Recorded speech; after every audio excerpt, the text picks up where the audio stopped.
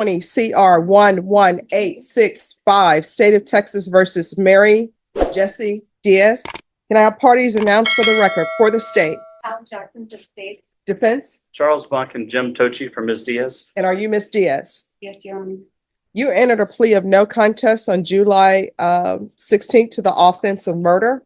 According to the plea bargain agreement, punishment is to be assessed at a cap of 25 years in the prison.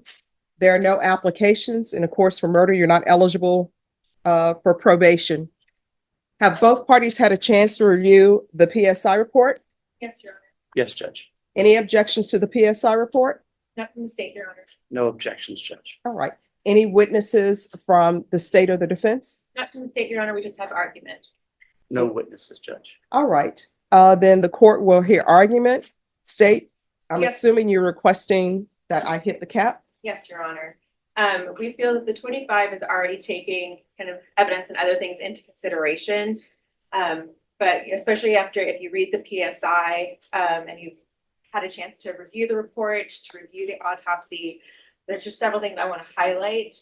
Not only did Miss Diaz shoot Christopher Jones in the back, she left him to rot, Your Honor. She left him alone in that house for the better part of a month. And there's evidence that she returned at least once, but likely more. She took his phone, his wallet, his watch, his dog, and his car.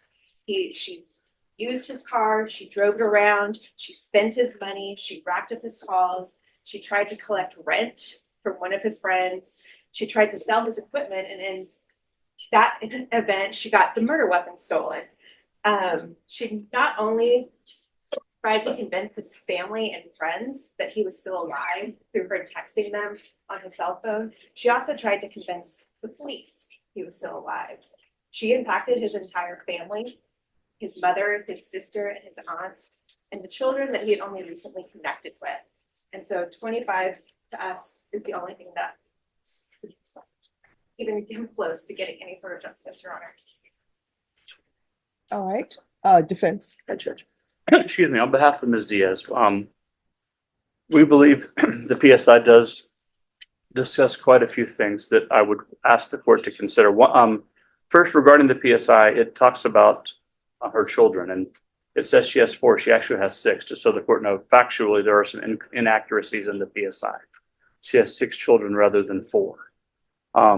It does discuss also some things that happened to Ms. Diaz as she grew up, and some of the difficult things she faced as a young person.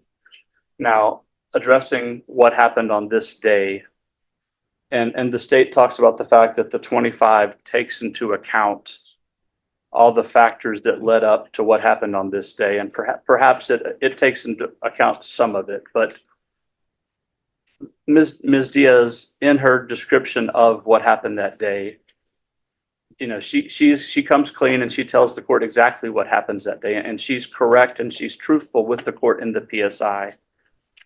And one of the things I think the court, you know, the state wants you to believe that she just left in there and did nothing regarding the police, but in fact, she tells the court through the PSI that she thought the police had been notified through these people, because she goes immediately and tells somebody what happened. And she tells through the PSI, she says, I thought the police had been notified. And if you read the stipulations, you'll see that in fact, the police were notified. The police were called and told, and they did nothing about it. So while Mary did not call the police, she told people what happened, and those people called the police and told the police. And then for whatever reason, the police didn't believe anything about it. And so when I think it was Vanessa and her roommate or her wife, or whoever it was, when they called the police, for whatever reason, nothing happened. Now, the problem that Mary then ran into is as time passed, you know, it just kind of, you know, it became more and more difficult, and it's kind of snowballed on Mary. And certainly she should have come forward, and she didn't. And she realizes, as she stands here today before the court, she realizes she certainly should have come clean. But as time passed, it became more and more difficult, and she made bad decision after bad decision after bad decision, which led her to make the one decision that, that perhaps was her one good decision, that was to accept responsibility and come before this honorable court today and say, Judge, I'm here. I accept responsibility. You can see I don't think you've seen a PSI that is as accepting of responsibility as this one is. She tells you exactly what happened. She tells you why it happened. She tells you what was going on between the two of them and everything. And the good thing, if there is any good thing from Mary's version, is it's completely supported by the stipulated evidence. All the trouble that she says they were going through together is supported by the stipulated evidence. The fact that she tried to do something right after it happened and the first aid she tried to administer is supported by the stipulated evidence. So as she stands before you, she is accepting responsibility. She understands the court has to make this decision. She wants the court to know that she understands she's hurt many people. She's made a community feel unsafe. She's caused so much emotional stress to all the people that know about the case. She's done things. She's hurt his family. She's hurt her family. She's hurt everyone touched by this. But she can't change that. She's by accepting responsibility, she's hoping people will see that she's doing everything she can to make it right, even though it's years too late. And then when we talk about years, in this case, we're talking about a cap of 25 years. And the court, has the ability to consider, obviously a cap of 25 means 5 to 25. And we're certainly not thinking by any stretch the court should consider anything between 5 and 25. The court shouldn't. This is a murder case. This is the taking of someone's life. But we're asking the court to perhaps consider something between 20 and 25 years. And I would ask that the court read the stipulated evidence, how it compares to her statement of the facts. I would also ask the court to consider the fact that she spent 1 year in jail and then 3 years on full house arrest. She didn't ask to go work. She didn't ask. So what does she mean if you turn to page 11? Yes, I was going to get to that part. All right, if you can You're tell talking me about what the she fair means. part? Yes. Yeah. So when she was asked about that, I asked her about that. I said, Mary, this sounds terrible. And she says, Charles, what I was trying to say was when this happened, he had been, our situation, his and hers was a volatile, abusive situation. And I had to make a decision on what to do, how to react. And I reacted in a way that turns out I had to make a decision that at the end wasn't fair to me. And in other words, she doesn't mean that this isn't fair. She means the result, she made a decision that in the end, the result wasn't fair to her, and that she was placed in a situation where she had to make a decision that it wasn't fair to make her make that decision. In other words, he placed her in the untenable situation where you've got to decide to make this decision. And it's not fair to put a person in a situation where you've got to choose either I'm going to do something terrible to you, or you have to do something terrible to me to keep that from happening to you. And that's not a fair decision to put another person in. And that's what she meant. She certainly does not mean that it's not fair that she's before this honorable court. So, so I asked her about that. I cringed just like I'm sure you did when you read that. But that she's not inferring or not telling this honorable court that it's not fair that she's here. It's certainly fair. She's here. And if it wasn't fair, we wouldn't be here. We'd be in trouble. Certainly, Mr. Tochi and myself, if we didn't think it was fair, we wouldn't have pled. We wouldn't be here. She understands, she accepts. What she meant was it's not fair to put in a person in a position to have to make that choice. Hey, am I going to have to hurt you? Or are you going to hurt me? And that's not fair to make a human make that decision. That's what she was trying to say on that day. Not to you, but to Chris. And so that it was just an unfair position to put another person in. Thank you. So anyway, back to what I was saying is just when you make the decision, we're asking you to consider perhaps, even if it's 22 or 23 years, considering how she came clean in the PSI, and it's shown that in the stipulated evidence. She spent 1 year in the county jail. She spent 3 years on full house arrest. We believe that those factors all combined would justify a sentence of 22 to 23 years, and we ask the court to do that. Thank you. All right, state. Just briefly, Your Honor, as you always say, I feel the truth is always somewhere in between. We obviously don't have Mr. Jones' side of the story, and we now have Ms. Diaz's 4 years later. I believe it would probably be somewhere in between, Your Honor. And at the end of the day, it doesn't take away all that she tried to do to hide the truth. She had multiple occasions to tell the detectives the truth. She spent hours being interviewed and she still denied the truth. She also had contact with the police at least once, I think maybe twice, between when he was killed and when the body was discovered. And at no time did she say anything. She knew he hadn't been discovered and the police hadn't gone because she went to that house, which she talks about, the fact that she went back to the house and his body was still there and she took the dog. So, Your Honor, 25 is the only real option here. Okay, and I remember, the steps, and I always reread steps, and part of the stipulations, it says that there were text messages sent that appear to be text messages to make it seem as though the complainant was still alive. Yes, Your Honor. Did I read that correctly? Yes, Your Honor.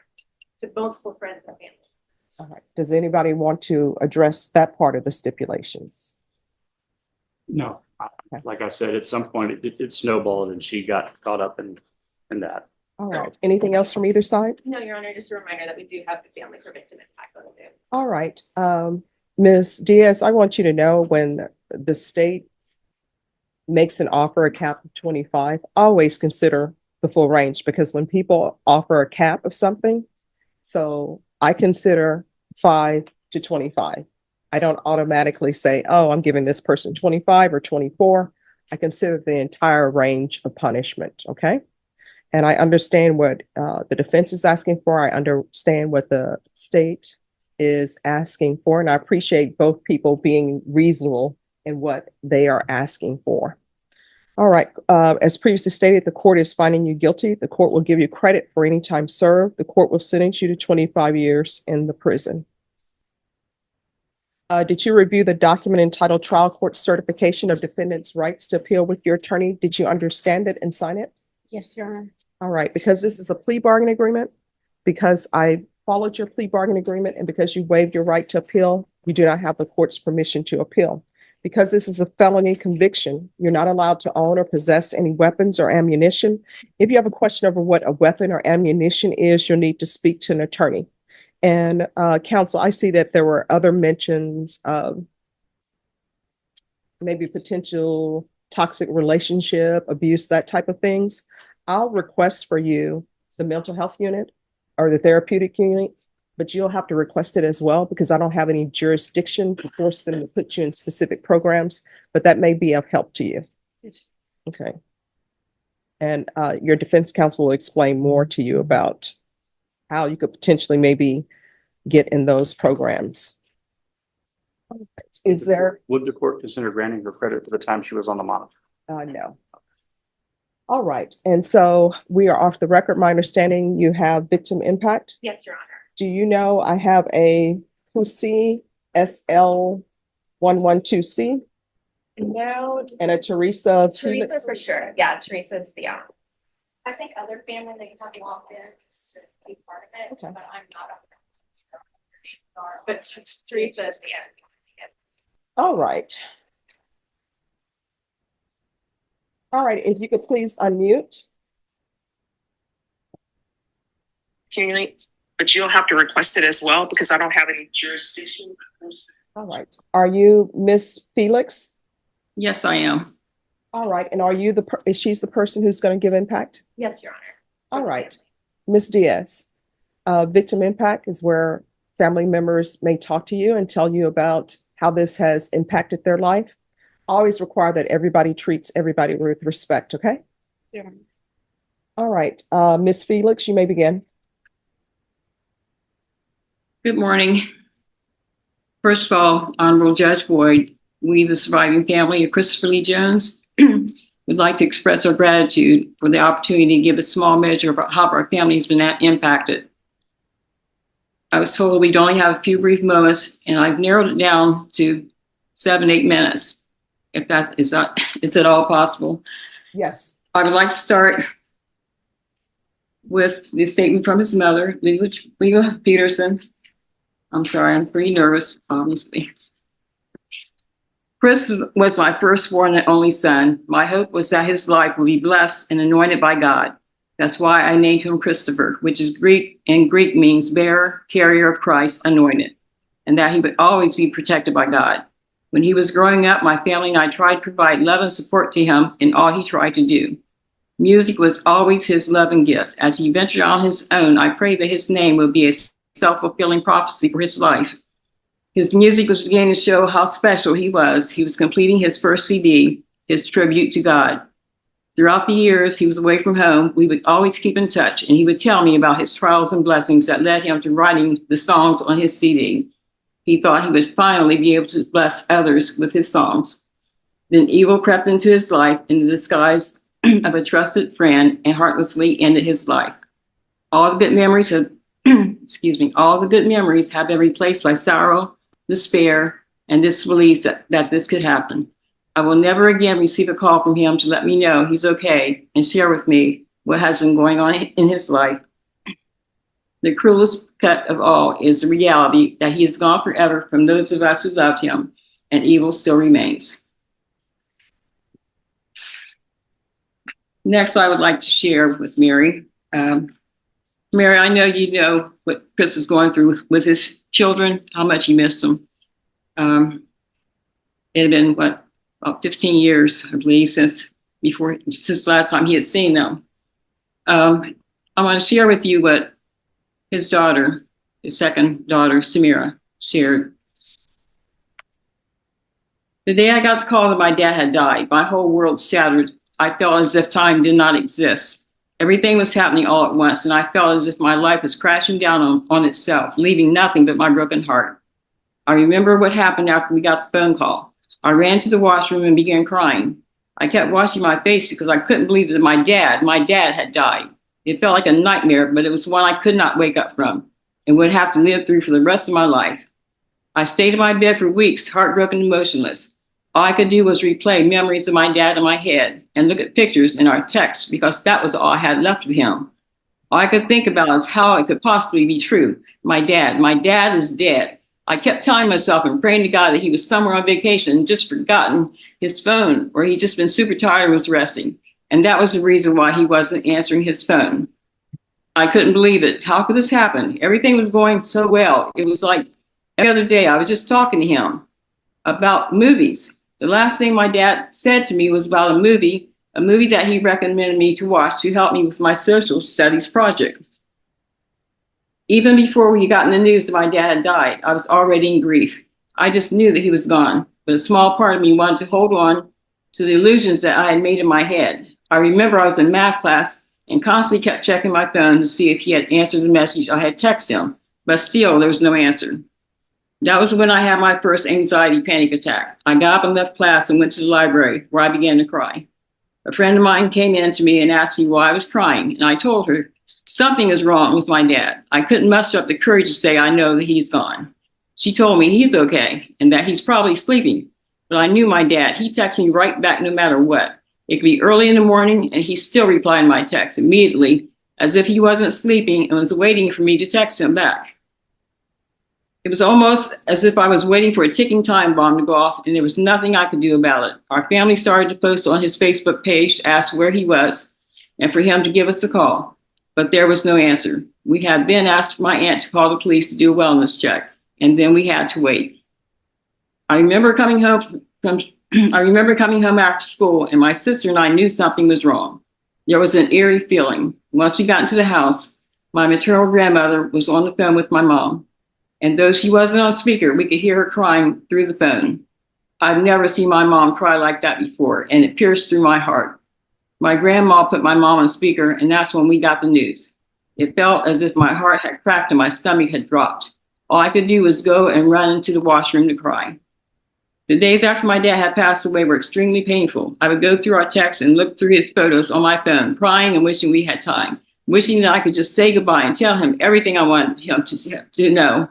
Like how much I miss him every day, how much I want to hug him, how much I want to see him again, how much I love him, how I'm proud of him after all his his adversities, excuse me, that he's gone through, and how he inspires me to do better and not give up.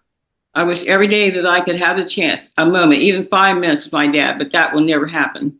When I went back to school after weeks upon weeks and still was grieving, my friends were giving their condolences, but it felt as if all their words went into my ears like an empty black hole and disappeared. I was in disbelief, and all I could think about is, how is this even possible? How can I be in a world where my dad isn't here? It didn't make any sense to me. I couldn't believe that the only thing that I had left of my dad were pictures and memories. He was just here. He was just here. So how could he be gone forever? I have a hard time accepting my dad died. I know that eventually everyone passed away, but I thought that my dad would at least have more time before he passed away. I would be there by his side, being there for him and helping him through his final steps. I thought that he would at least be given one more moment before there would be no more moments at all. In fact, I still cannot believe it. I catch myself reading through our text and calling him, crying, hoping he'll pick up, knowing that will never happen. Every time I try to talk about my dad, all I can do is cry. I have problems sleeping because of panic attacks and anxiety. I fear losing my mom and my family. I can't handle it. When my dad died, all I could think about is why? He didn't deserve this. He didn't deserve what happened to him. Nobody does. And nobody's family deserves to go through the pain my family has gone through. This last year, I came to the realization that I'll never see my dad again, speak to him, hug him, and tell him how much I love him, or even spend time with him, because that was all taken away. When my dad died, I cried so much to the point that I couldn't physically cry anymore, and crying became painful. My eyes were burned from the tears, and my throat was so sore until I couldn't speak, and even to drink water was painful. I couldn't. I was in too much pain. I was heartbroken. My dad's death didn't just change my life; it shattered and destroyed it. I became so distressed that my pituitary gland became extremely swollen, and I had to get MRIs. I began to have headaches constantly, and all I could take was medication after medication. I would be sick all the time and could not sleep because of how bad my anxiety and panic attacks had gotten, and I was only 16 at that time. All this is caused by the stress I endured from my father's death. It didn't just shatter my heart and break me on the outside, it broke me on the inside as well. Before my dad passed away, I was getting straight A's in school, but when he died, I couldn't do it anymore. I felt as if studying was a waste of my time. I realized how short time is. I couldn't waste my time studying if I could spend it with my family, because how would I know if this was the last time with them? I found myself trying to compensate for how I felt about the waste of time I spent studying, when I could have been talking to my dad, when I could have been replying to him, talking to him, instead of telling him, "Dad, can I talk to you later? I'm studying right now." But I'll talk to you later. I love you. One of the worst words, later, because later never came. Later didn't exist for us. I graduated in the class of 2022, and I remember when I was watching my classmates walk the stage, all I could think about is how my dad was so excited to see me and my siblings graduate, but that was taken away from him. And the day that was supposed to be my happiest became my saddest. All I could do was to try not to cry as I heard dads cheer for their daughters as they walked across the stage, on to the next chapter of their lives, knowing that my dad would never be able to do that. Excuse me. For many people, when they lose their parents, it's by old age, and they know they're about to lose them. They are prepared. Family members can say their final goodbye and have closure before they lose their parents. But I was never awarded that. The last thing my dad ever said to me was, "Hey, Samira, what's up, Angel? Did you watch that movie yet?" And I never got to reply. I never got a chance to say I love you. I never got a chance to say goodbye to my dad, because that was taken away from me and my siblings, my family, and the people I love. Dad, I love you so, so, so much. Words can't even express how much I love you. I'm so, so proud of you. I couldn't have asked for a better dad, because even if I did, I would just get you. I wish we had more time, because a few words can't express how I feel. I'm so grateful for you. You made me a better person. You made me realize so many things I didn't know about myself. You inspire me. You are me and I am you. You are my life, my moon, my sun, and my star. Not just my world, but my entire galaxy and universe. You are my existence. Samira Jones. Oh,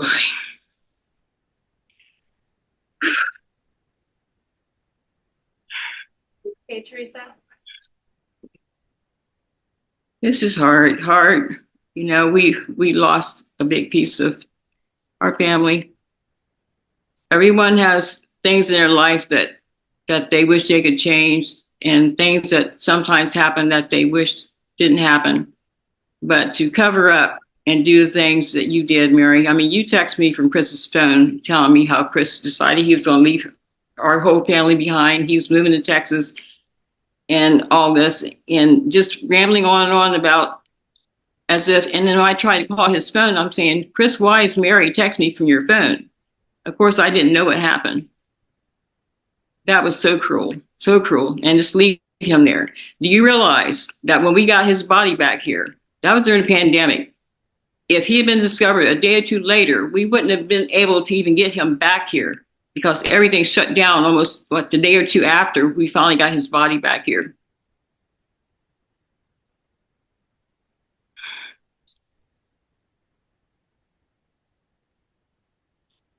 I don't know what else to say. I hope God has mercy on your soul, that you understand what you have caused, you know, whether intentional or not. I don't know.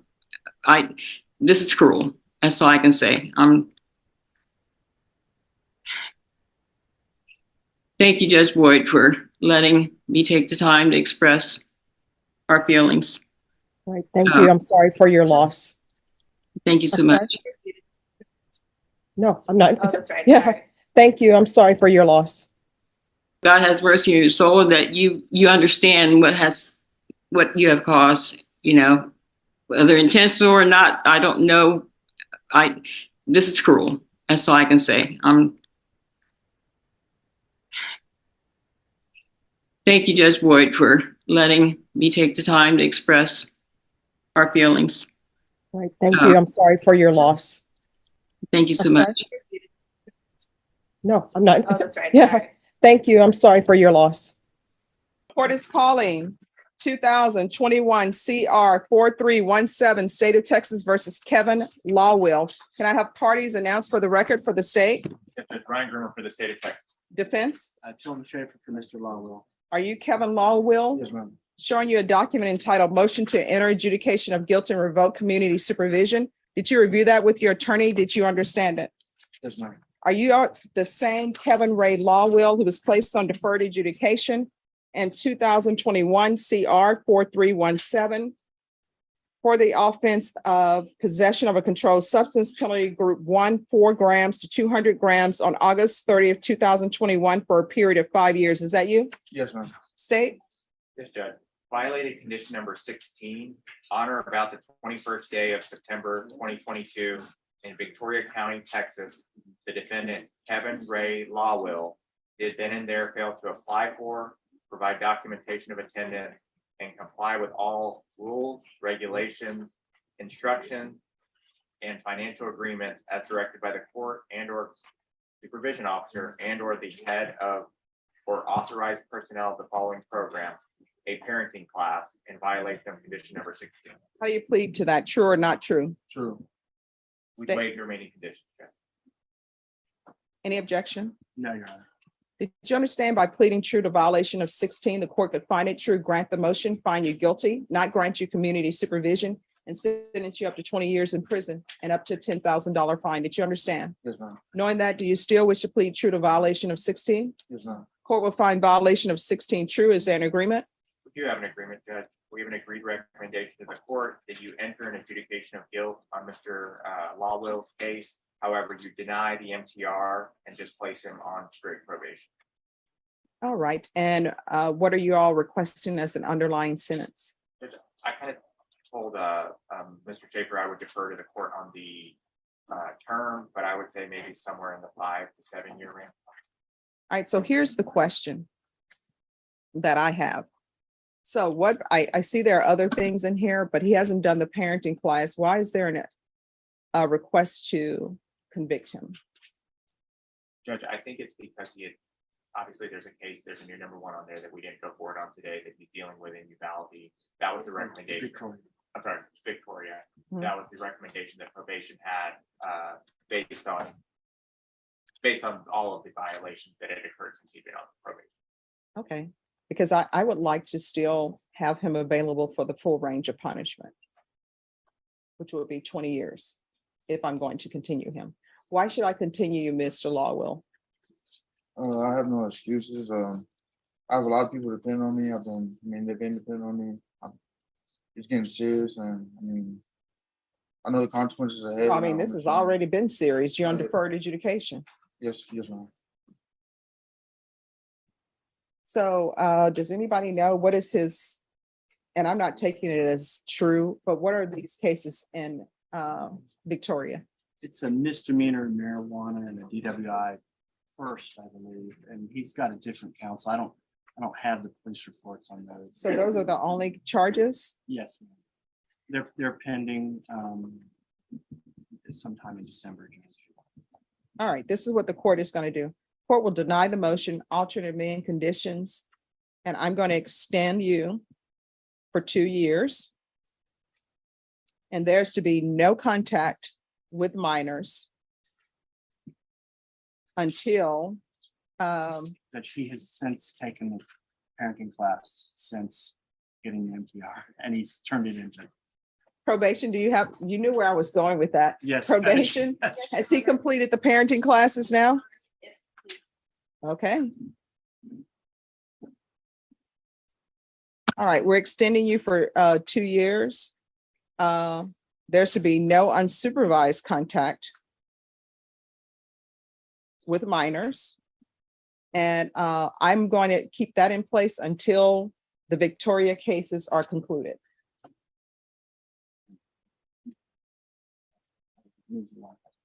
Or my parents, another adult. Okay.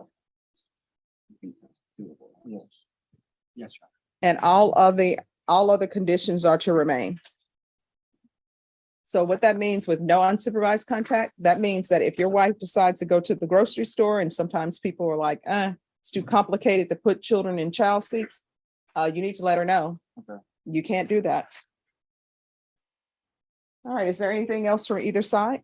No, you're not. All right, don't come back here again. You understand? Unless you're coming back here because you've completed everything. Yes, ma'am.